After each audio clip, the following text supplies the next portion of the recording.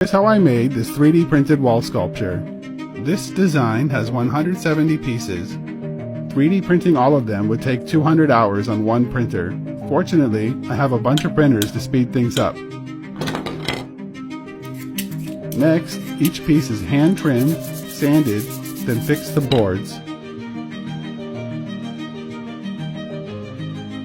There are 5 shades of green, each painted in separate batches.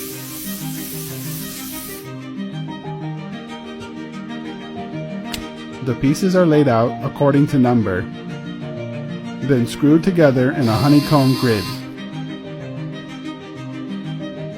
This is where everything finally comes together. Before finishing, the sculpture is cleaned, dusted, and signed on the back.